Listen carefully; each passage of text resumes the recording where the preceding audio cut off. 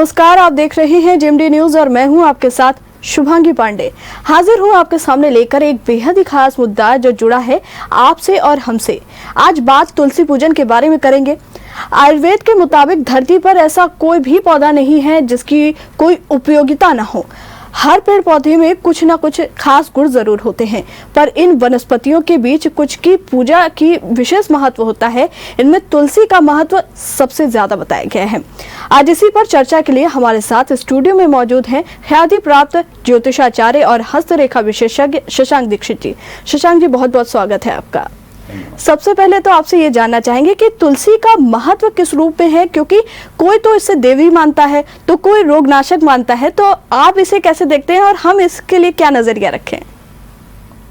सबसे पहले तो सभी लोगों को बहुत बहुत धन्यवाद, आभारी हूँ जेएमडी न्यूज़ का, शुभांगी जी का, कि आपने हमें इनवाइट किया अपने ज्ञानवर्धक प्रोग्राम के बारे में। तो जो बात चल रही है, हिंदू धर्म ग्रंथों में, शास्त्रों के अनुसार तुलसी के पौधे की जो महत्ता है, तो यह न केवल धार्मिक दृष्टिकोण से बल्कि सबसे महत्वपूर्ण पौधा इसलिए भी कहा गया है कि इसमें बहुत से आयुर्वेदिक गुण हैं। सेहत के लिए भी लाभकारी है। जिस घर में इस पौधे की स्थापना की जाती है उस घर में आध्यात्मिक उन्नति के साथ ही सुख, समृद्धि, शांति आती है। लोगों एक तरीके का वास्तु दोष का भी निवारण होता है और यह घर को मौसमी बीमारियों से, संक्रमण से, प्रदूषण से बचा के रखता है जी। आयुर्वेद के अनुसार तुलसी के नियमित सेवन से व्यक्ति के विचारों में पवित्रता, मन में एकाग्रता और क्रोध पर नियंत्रण होने लगता है। साथ ही आलस्य को भी दूर करता है।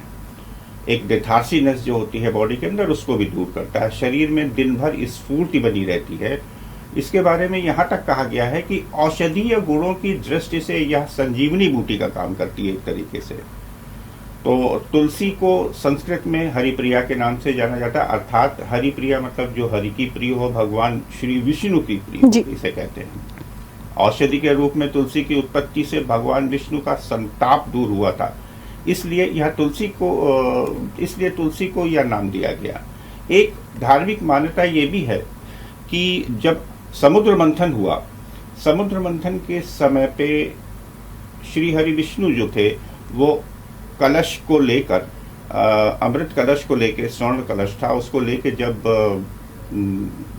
जा रहे थे तो कुछ बूंदें धरती पे जो अमृत की पड़ी और उसी से तुलसी का प्रादुर्भाव हुआ। ऐसा हमारे बहुत से धर्म ग्रंथों में भी कहा गया है। जैसे कि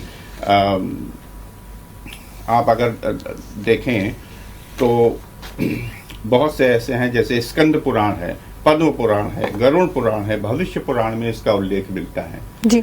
और एक धार्मिक मान्यता यह भी है कि तुलसी की पूजा आराधना से व्यक्ति स्वस्थ और सुखी रहता है। पौराणिक कथाओं के अनुसार देवों और दानवों के द्वारा किए गए समुद्र मंथन, जैसे मैंने बताया कि धरती पर छलकाता उत्पत्ति हुई, तो उसके कारण क्योंकि श्री हरि विष्णु इसको अपने साथ में लेके चल रहे थे और एक तरीके से ये हवा में था कलश, तो मान्यता ये भी है कि तुलसी के पौधे को अगर आप स्टैंड में रखते हैं, यानी कि हवा में रखते हैं, तो वो ज़्यादा कारगर होती है, वो ज़्यादा अपनी औषधीय तत्व उसमें बढ़ जाते हैं। दूसरा, हिंदू धर्म में मान्यता ये भी है कि तुलसी के पौधे की जड़ में सभी तीर्थ, मध्य तना में सभी देवी देवता, ऊपरी शाखाओं में सभी वेद, यानी कि चारों वेद स्थित होते हैं। इसलिए इस मान्यता के अनुसार तुलसी का प्रतिदिन दर्शन करना पापनाशक समझा जाता है और इसके पूजन को मोक्षदायक कहा गया है। इनके अलावा भी तुलसी का बहुत महत्वपूर्ण स्थान है मनुष्य के रोजमर्रा जीवन में। यह सिर्फ एक पौधा ही नहीं, अपितु इसके अलावा यह जीवन देने वाली बूटी भी है जी। तुलसी भी कई प्रकार की होती है। 5 प्रकार की प्रमुख तुलसियाँ होती हैं, जैसे कि रामा तुलसी होती है, श्यामा तुलसी होती है और श्वेत विष्णु तुलसी होती है, वन तुलसी होती है और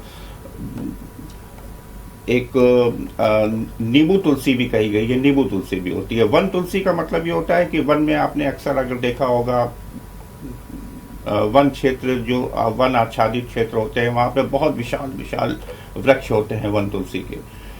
लेकिन इसमें श्यामा तुलसी और रामा तुलसी के बारे में कहा जाता है कि ये तुलसी गृहस्थ में जो लोग हैं, जो गृहस्थ हैं, उनको श्यामा और रामा तुलसी का ही पूजन करना चाहिए जी।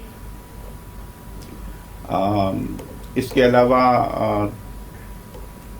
तुलसी के पूजन का विधि विधान की अगर हम बात करें कि एक तो बहुत से लोगों को मालूम नहीं होता है कि कैसे विधि विधान किया जाए, तो तुलसी के पूजन का विधि विधान की अगर बात करें तो हिंदू धर्म में घरों में तुलसी रखने की परंपरा आज से नहीं बल्कि प्राचीन काल से चलती चली आ रही है। आपने देखा होगा कि आज से 30-40 साल पहले भी जब आंगन हुआ करते थे लोगों के घरों में, तो मध्य में होता था तुलसी का पौधा और उसकी बल्कि परिक्रमा की जाती थी। जी शशांक जी, आपको यहाँ पर रोकना चाहेंगे क्योंकि वक्त हो चुका है एक छोटे से ब्रेक का। ब्रेक के बाद फौरन हाजिर होते हैं। ब्रेक के बाद स्वागत है आपका। हम लगातार चर्चा कर रहे हैं तुलसी पूजन के बारे में और स्टूडियो में हमारे साथ शशांक दीक्षित जी मौजूद हैं। तमाम तरीके की जो बातें हैं उन पे हम उनके विचार जान रहे हैं और किस तरीके से तुलसी की पूजा करना चाहिए ये भी उनसे जाना और लगातार इसी पर चर्चा कर रहे हैं। शशांक जी, आपसे जानना चाहेंगे कि तुलसी के पूजन की विधि क्या है जो हम अपने रोजाना की लाइफ में फॉलो करें। देखिए, हिंदू धर्म में घरों में तुलसी रखने की परंपरा आज से नहीं बल्कि प्राचीन काल से है, जैसा कि बताया। और आपने देखा होगा तकरीबन सभी घरों में के आंगन में या ईशान कोण में तुलसी का छोटा पौधा जरूर होता है। फिर चाहे वह किसी मतलब पूंजीपति का घर हो या एक नॉर्मल आदमी का घर हो, तो आपको बता दें कि हमेशा से ऐसा माना जाता है कि तुलसी का पौधा सिर्फ एक धार्मिक रूप ही नहीं बल्कि एक वैज्ञानिक रूप से भी बहुत लाभकारी होता है। हम सभी ने कई जगह कई किताबों में पढ़ा होगा कि तुलसी एक आयुर्वेदिक पौधा भी है।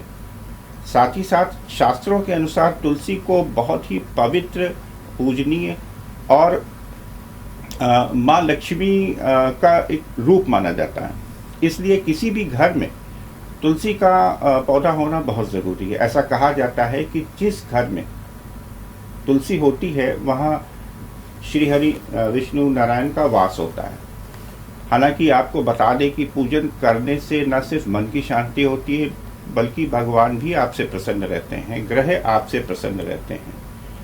पूजा करने के कुछ अपने नियम हैं, जिन नियमों का पालन अगर ठीक से हो तो घर में संपन्नता बनी रहती है। इस संदर्भ में बताना चाहेंगे कि यह तुलसी के नियम और विधि भी होती है जिसके बारे में हर किसी को जानकारी नहीं होती है, किसी को बहुत कम होती है। तो आज इसको हम इस बारे में कि तुलसी की पौधे की पूजा कैसे करें और किन किन नियमों का ध्यान रखें। तो सबसे पहले तो यह जान लेना चाहिए कि जब कभी भी आप तुलसी पूजा के लिए जाएं तो एक साफ बर्तन में और एक कलश या लोटा जिसमें शुद्ध पानी भरा हो, कुछ गंगा जल की मात्रा भी हो, उसमें अगरबत्ती, धूप, घी, दीपक, सिंदूर आदि इकट्ठा कर दें। इसके बाद अपने घर के आंगन में मौजूद तुलसी के पूजा करने से पहले यह एक मंत्र होता है, वो मंत्र अगर पढ़ें तो मेरे ख्याल से ज़्यादा श्रेयस्कर होगा। महाप्रसाद जननी सर्व सौभाग्य वर्धनी आदि व्याधि हरा नित्यम तुलसी तुम नमोस्तुते। मंत्र पढ़ने के बाद तुलसी जी को सिंदूर और सिंदूर चढ़ाएं, अगरबत्ती दिखाएं। ऐसा करने से तुलसी जी का श्रृंगार करना माना जाता है।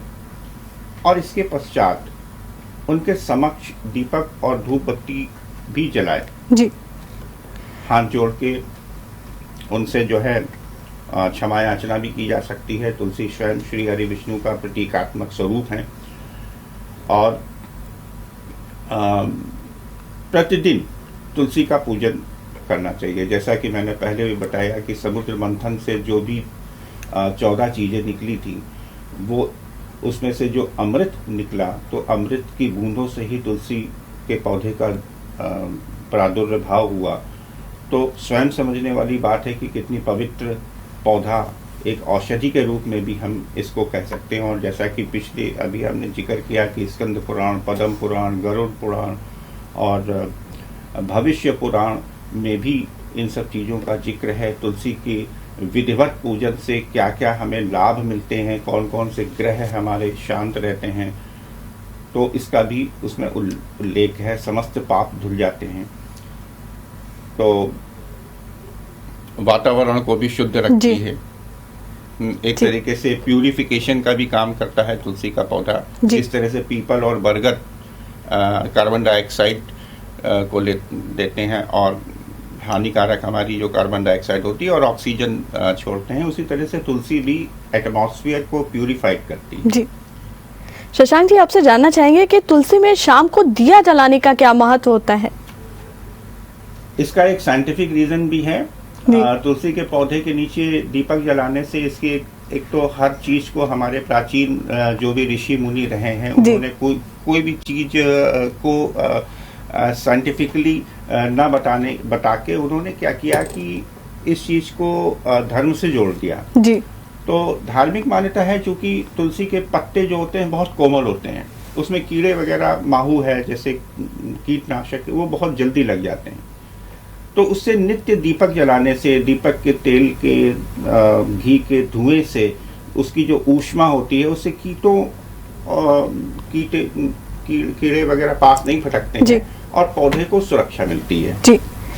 आपसे जानना चाहेंगे, क्योंकि आप जिस तरीके से वास्तु को लेकर भी काफी अच्छी आपने जानकारियां भी दी हैं पहले भी, तो आपसे जानना चाहेंगे कि तुलसी को घर में किस दिशा में रखना चाहिए, वास्तु शास्त्र क्या कहता है?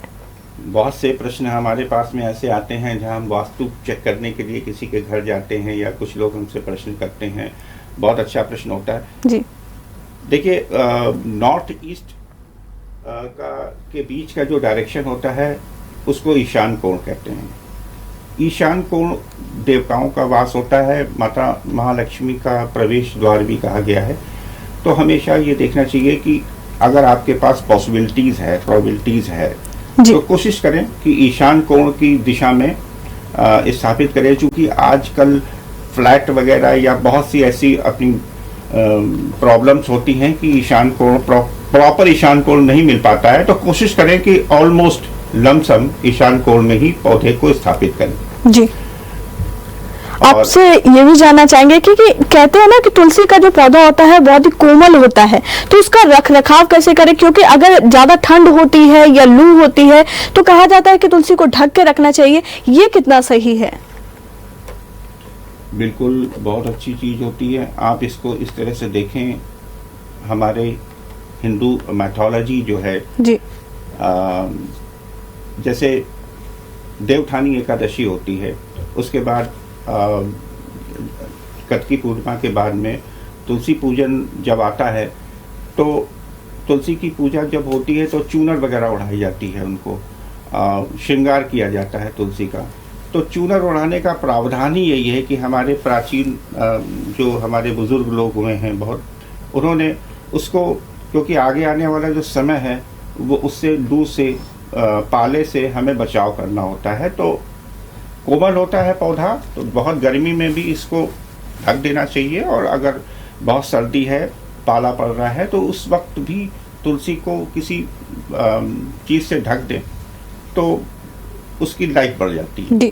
क्या इसको जो ओढ़नी होती है उसके लिए भी कोई विशेष रंग का चुनाव करना चाहिए या फिर किसी भी से कपड़े से ढक सकते हैं? हाँ, अगर संभव हो तो तुलसी चूंकि लाल रंग का हल्का लाल हो, ऑरेंज हो जी, इस कपड़े से अगर ढकें तो ज्यादा बेहतर होगा। पीला भी कर सकते हैं। बिल्कुल। आपसे ये जानना चाहेंगे कि तुलसी छूने के पहले सावधानी क्यों बरतनी चाहिए? क्योंकि कहा जाता है कि तुलसी एक बहुत कोमल पौधा है और उसके लिए काफी सावधानियां भी बरती जाती हैं, खास दिन होते हैं जिसमें उनको छूना चाहिए, तो ऐसा क्यों होता है और क्या कुछ नियम अपनाने चाहिए? जैसे एकादशी, आज एकादशी है, एकादशी रविवार के दिन सूर्य ग्रहण या चंद्र ग्रहण के दिन के दौरान तुलसी के पत्तों को नहीं तोड़ना चाहिए। और यदि घर में तुलसी है तो नियमित पूजा तुलसी की हो। शाम के समय तुलसी के समक्ष नीचे दिया प्रज्वलित करना चाहिए, इससे घर में हमेशा लक्ष्मी जी की कृपा रहती है। और यदि आप एक घर के आंगन में तुलसी है तो इससे घर के सभी वास्तु दोष भी दूर होते हैं, साथ ही परिवार की आर्थिक स्थिति भी सही होती है, मजबूत होती है। और आपकी जानकारी के लिए एक चीज़ और बता दें कि यदि आपके घर में तुलसी है तो वह इससे आपको और आपके घर के किसी भी सदस्य को बुरी नज़र से भी बचाती है। साथ ही आपके घर में हमेशा एक सकारात्मक ऊर्जा प्रवाहित होती रहती है हमेशा। और ये भी ध्यान रखना चाहिए कि घर में कभी भी सूखा पौधा नहीं होना चाहिए। यदि तुलसी का सूखा पौधा हो तो उसे नदी में उसको मतलब विसर्जित कर दें, नदी में प्रवाहित कर दें। तो सूखा पौधा तुलसी हो या कोई भी चीज हो एक तरीके से नकारात्मकता देता है। जी। एक बात और कही जाती है कि भगवान कृष्ण और तुलसी का आपस में जो संबंध है वो अलौकिक है, और कहा यह भी जाता है कि भगवान कृष्ण की अगर पूजा करें तो बिन तुलसी वो अधूरी है। ऐसा क्यों? भगवान श्री कृष्ण को तुलसी अति प्रिय है, वो इसलिए क्योंकि मनुष्य के स्वास्थ्य के लिए भी और आयुर्वेद में भी तुलसी के पौधे को वरदान के रूप में बताया गया है।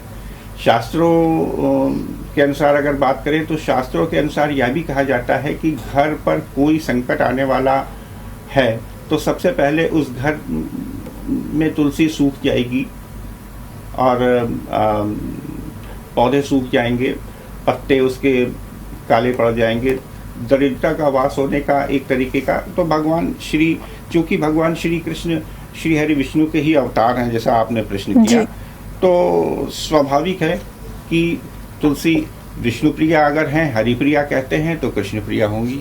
जी। भगवान राम से भी इनका संबंध कहा जाता है जैसे, तो क्या इसकी कोई पौराणिक मान्यता भी है? भगवान राम ने गोमती तट वृंदावन में भगवान श्री कृष्ण ने तुलसी के पौधों को लगाई थी। भगवान श्री कृष्ण के जो निधि वन कहा जाता है, जहाँ पे मान्यता आज भी है कि रात में वहाँ पे गोपिकाएं जो हैं वो तुलसी के तमाम सारे पौधे हैं वहाँ पे उस परिसर में। कहा जाता है कि वहाँ पे इंसान तो छोड़ दीजिए, पशु पक्षी जानवर और बंदर भी नहीं जाते हैं। तो वहाँ सब जितनी गोपिकाएं हैं वो नृत्य करती हैं और शाम को तुलसी के पौधे, वो सुबह होते ही तुलसी के पौधे में परिवर्तित हो जाती है। तो ये कुछ ऐसे रहस्य हैं, अनसुलझे रहस्य हैं, जिसको कई लोगों ने सुलझाने की कोशिश की, लेकिन ठीक है, अब वो अपनी अपनी मान्यताएं हैं सबकी, 10 तरीके की कहानियां चलती हैं। जी, आपसे ये जानना चाहेंगे कि कहा जाता है कि कुछ देवी देवता ऐसे भी हैं जिनकी पूजा में तुलसी का प्रयोग निषेध होता है, तो ऐसा क्यों? बिल्कुल ऐसा है कि जैसे शिव हैं, गणेश हैं, श्री गणेश हैं, माता दुर्गा हैं, तो इन पे तुलसी नहीं चढ़ाई जाती है। कभी कुछ ऐसी चीज़ें कही गई हैं कि एक विशेष अवसर पर श्री गणेश पे और शिव पे तुलसी चढ़ाई भी जाती है, किंतु प्रतिदिन नहीं। जी।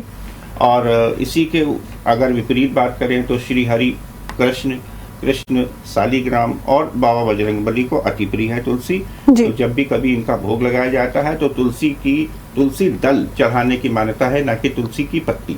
जी। तुलसी दल का मतलब होता है मंजरी के समेत। जी जी, आपसे ये जानना चाहेंगे जैसे पूजा हो या फिर कोई अन्य अवसर हो तो तुलसी तोड़ते समय क्या कुछ सावधानियां रखनी चाहिए? देखिए, तुलसी ही नहीं बल्कि हमारे यहाँ पे आपको एक छोटा सा वाक्य बताते हैं कि भगवान जब बाबा बजरंगबली संजीवनी बूटी लेने के लिए हिमालय, श्रीलंका से हिमालय के लिए चले, सुषेण वैद्य जी ने उनको आगाह किया था, इंस्ट्रक्ट किया था कि कोई भी वनस्पति होती है, कोई भी पौधा होता है, तुलसी हो या कोई भी हो, तो अगर हम जब कभी भी उसके पत्तों का खंडन करते हैं तो चूंकि उस औषधीय पौधे में आयुर्वेदिक गुण होते हैं, स्वाभाविक सी बात है, अगर हम किसी जानवर को मारते हैं या किसी, चूंकि सीवी रमन जी ने कहा है कि हर पौधे में जान है, प्राण है, आत्मा है, हर तरह की चीज है, तो हम जब उसको तोड़ने के लिए हाथ बढ़ाएंगे तो वो बहुत प्रिजर्व हो जाएगा, अपने आप को समेट लेगा। तो जो अपनी औषधीय शक्तियाँ होती हैं वो समेट लेती हैं।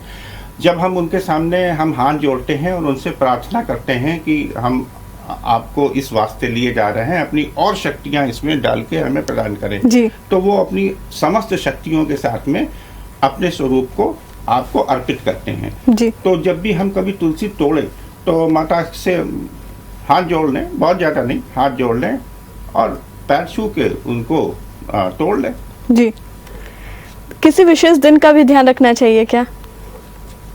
हाँ, जैसे मंगलवार है, रविवार के दिन तुलसी का जो है तोड़ना वर्जित होता है। तो कोशिश करें कि अगर मंगलवार में अगर बाबा बजरंगबली की पूजन है तो एक दिन पहले सोमवार के दिन थोड़ा एक्सेस तोड़ लें। जी। माना यह भी चाहता है कि कोई अगर अंतिम सांसें ले रहा हो और उसे अगर तुलसी दे दी जाए तो उससे मोक्ष की प्राप्ति होती है, और अगर कभी ऐसा मौका हो जाए कि दिन या कोई परिस्थिति ऐसी ना हो जिसमें तुलसी तोड़ना निषेध हो, तो क्या कुछ करना चाहिए? मोक्षदायिनी है, मोक्षदायिनी जैसे गंगा कही गई है, जी। मोक्षदायिनी तुलसी को भी माना गया है हमारी पौराणिक मान्यताओं के अनुसार। और यदि मान लीजिए कभी एकादशी है या मंगलवार है या संडे है, अगर कोई खुदा ना का मतलब भगवान न करे अगर घर में किसी के घर में ऐसी कोई वो होती है, तो उस कंडीशन में आपातकाले मर्यादा नास्ति हमारे हिंदू धर्म में एक वो है, आप प्रार्थना करके और तुलसी अगर घर में नहीं है तो आप तोड़ सकते हैं, उसमें कोई वो नहीं। जी। आपसे ये भी जानना चाहेंगे कि कभी कभी ये कहा जाता है कि तुलसी को दांत से नहीं चबाना चाहिए, लेकिन जब कभी प्रसाद मिलता है तो उसमें भी तुलसी मिलती है, तो इस परिस्थिति में क्या करें? देखिए, दांत से चबाने का मतलब ये होता है कि तुलसी के पत्ते में पारा होता है, तो वो बहुत हानिकारक होता है। उसको निगलना भी हानिकारक होता है और दांतों से चबाना भी हानिकारक होता है। तो इसलिए तुलसी को कभी भी कैसे कुछ लोग होते हैं कि तुलसी के पत्ते को तोड़ा और उन्होंने धो के और खा लिया दांत से चबा के, ये हार्मफुल है, ये बहुत गलत है। आप किसी वस्तु के साथ में खाएं, आप उसको प्रसाद में, लड्डू में, पेड़े में, बर्फी में, किसी भी चीज में उसके साथ में उसको चबा के खा सकते हैं। जी। शशांक जी, कहते हैं कि हरी भरी तुलसी संपन्नता का प्रतीक है, लेकिन अगर ये झड़ने या मुरझाने लगे तो आपदा का संकेत है। ऐसा क्यों होता है और इस परिस्थिति में क्या कुछ करना चाहिए कि हमारा जो पौधा है वो मुरझाए नहीं?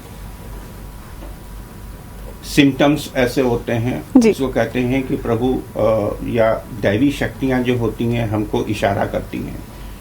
तो कुछ चीजें ऐसी होती हैं जो आपको इंडिकेट करती हैं। जी। तो जिसमें अगर आप तुलसी का नियमित आप पूजन करते हैं अपने घर में, तो जब भी कोई आपकी विपत्ति या इस तरीके की कोई चीज आने वाली होती है घर में, तो तुलसी का पौधा मुरझाना शुरू कर देता है। सर्दियों में तुलसी के पौधे में 2 से 3 दिन में एक बार पानी रहना चाहिए, और उसे धूप में भी कुछ धूप भी दिखानी जरूरी है, और खाद की बहुत ज़्यादा विशेष आवश्यकता नहीं पड़ती है। तो तुलसी का पौधा हरा भरा रहे घर में, हमेशा सूखे ना। तो कुछ चीज़ों को अपने अच्छे नर्सरी में जाके माली से भी कंसल्ट कर सकते हैं कि कब कब पानी दें, मौसम के अनुसार पानी दें। गंदगी नहीं रखनी चाहिए, साफ़ सुथरा पानी देना चाहिए। गंदा पानी अगर भरा हुआ पानी टब में या बाल्टी में रखा हुआ है कई दिनों का, तो वो हमेशा स्वच्छ और ताज़ा पानी दें, और मौसम के अनुसार पानी में थोड़ा सा कच्चा दूध मिला सकते हैं। चीनी भी 1 चम्मच अगर पानी में घोल के डालते हैं, उनकी जड़ों को मजबूती प्रदान करती है। जी। और जो भी मंजरी, जैसे जो ऊपर मंजरी होती है, तो मंजरी को एक तरह के नेल्स कहते हैं। जी। तुलसी के नेल्स होते हैं वो। तो मंजरी अगर आ गई है तो मंजरी को तोड़ के वहीं पे ही तुलसी के ही जो पौधा होता है मिट्टी में ही डाल देना चाहिए। उससे और चीज़ें जो हैं वो उसमें छोटे छोटे पौधे अंकुरण हो जाएगा। सर्दी के मौसम में तुलसी के पौधे में अच्छे से उसको चुनरी वगैरह डाल के उड़ा सकते हैं, कोई साफ कपड़ा उड़ा सकते हैं। ठंडी हवा या ठंडा पानी भी तुलसी के पौधे में नहीं डालना चाहिए, नॉर्मल पानी डालना चाहिए। जिसको हम ग्रहण कर सके वही पौधे में देना चाहिए। जी। शशांक जी, आपसे जानना चाहेंगे कि तुलसी में ताज़ा और स्वस्थ जल ही चढ़ाया जाता है, लेकिन कभी ऐसा हो कि उपलब्धता ना हो तो क्या कुछ करना चाहिए? कभी भी जैसे कि कहा गया है कि जब हम किसी मूर्ति को स्नान कराते हैं जी, तो सबसे पहले उनके चरणों में हम कुछ गंगा जल या जल के छींटे डालते हैं। तो इसी तरीके से कोई भी पौधा हो, अगर टाइम के अनुसार अगर आप उसमें पौधे में पानी डालना जा रहे हैं तो थोड़े से 2-1 छींटे पौधे को मार के उसको ये एहसास दिलाया जाता है कि हम क्या करने जा रहे हैं जी। फिर उसके बाद में जितना जल आपको देना है, 1 मग्गा, 2 मग्गा, 3 मग्गा, जो भी देना है आप उसमें डालिए, लेकिन पहले थोड़ी सी आप उसमें छींटे मार दीजिए, तो फिर फर्क नहीं पड़ता है कि जल ठंडा है या नॉर्मल है जैसा। जी, शशांक जी आपसे ये भी जानना चाहेंगे कि कई लोग ऐसा भी कहते हैं कि जो तुलसी होती है उसके पौधे को हमेशा स्टैंड पे रखना चाहिए, क्या इसे जमीन या चबूतरे पर नहीं रख सकते? दूसरी देखिए, स्टैंड पे रखने से ये होता है, एक इसका साइंटिफिक रीज़न ये है कि सब तरफ से हवा लगती है जी। दूसरा, अगर क्योंकि पौधा जो तुलसी का होता है वो बहुत कम पानी मांगता है, तो गमले में अगर स्टैंड में रखा होगा तो जितना पानी उसको चाहिए वो लेगा, बाकी वो निकाल देगा। जिस तरह से हम लोग भी पानी अगर पीते हैं तो जितनी हमारी बॉडी की डिमांड है तो वो उतना एब्जॉर्ब करेगा, बाकी यूरिन के माध्यम से हम निकाल देते हैं। लेकिन पौधे के साथ भी सारी चीज़ें यही हैं, एक्सेस पानी जो होता है तो बह जाता है। हाँ, अगर वो ज़मीन में होगा, अगर एक लिमिटेड एरिया में होगा, अगर वो खुली ज़मीन में है तब तो ठीक है, वो बह जाएगा। तो अच्छा, दूसरी स्टैंड पे रखने से ये भी होता है कि समटाइम्स हम तुलसी की परिक्रमा भी करते हैं, तो परिक्रमा की स्पेस मिल जाएगी अगर हम स्टैंड में रखें। जी। शशांक जी, जो तुलसी का पौधा होता है उसे रोगाणुनाशक भी कहते हैं, खांसी जुकाम के अलावा भी क्या किसी अन्य बीमारी में इसका प्रयोग करना चाहिए?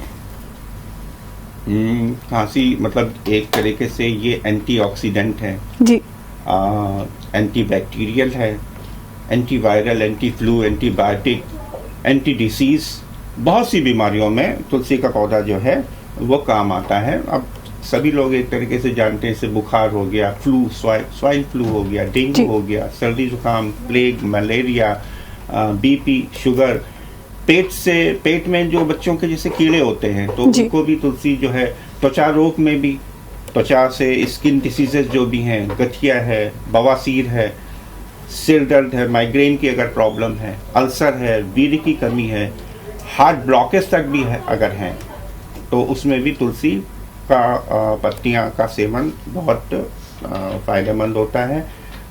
दूसरा, मेधा शक्ति, स्मरण शक्ति को भी बढ़ाने में तुलसी बहुत महत्वपूर्ण है। जी, शशांक जी, ये भी कहा जाता है कि तुलसी के जो मंजरी होती है उसे लगे नहीं छोड़ना चाहिए, ऐसा क्यों? एक तो सबसे चीज ये होती है कि वो जो उसका टॉप होता है वो ग्रोथ का पॉइंट होता है, तो हम मंजरी एक तरीके से, जैसे मैंने बताया, नेल्स होते हैं, तो जिस तरह से हम अपने एक्सेस नेल्स वगैरह काटते रहते हैं, तो उसी तरह से मंजरी तोड़ के आप उसी में गमले में ही उसको डाल दीजिए। और ग्रोथ के लिए भी ये होता है कि एक जो हिंड्रेंसेस है, एक हर्डल है, तो वो भी आप तोड़ के उस पौधे को और ज़्यादा मतलब ग्रोथ देंगे। और मंजरी अगर तोड़ के गमले में डाल देंगे तो और नए अंकुरण भी साथ साथ होंगे इससे। जी, शशांक जी, हमसे जुड़ने के लिए आपका बहुत बहुत शुक्रिया और हमारे दर्शकों से इतनी सारी जानकारी साझा करने के लिए आपका बहुत बहुत शुक्रिया। फिलहाल के लिए इस प्रोग्राम में इतना ही। Thank you.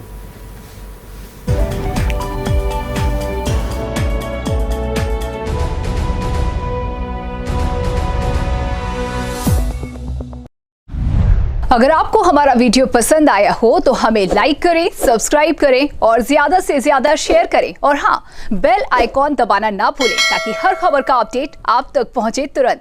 आप हमें इंस्टा, ट्विटर और फेसबुक पर भी फॉलो कर सकते हैं। हमारी आईडी है @JMT News।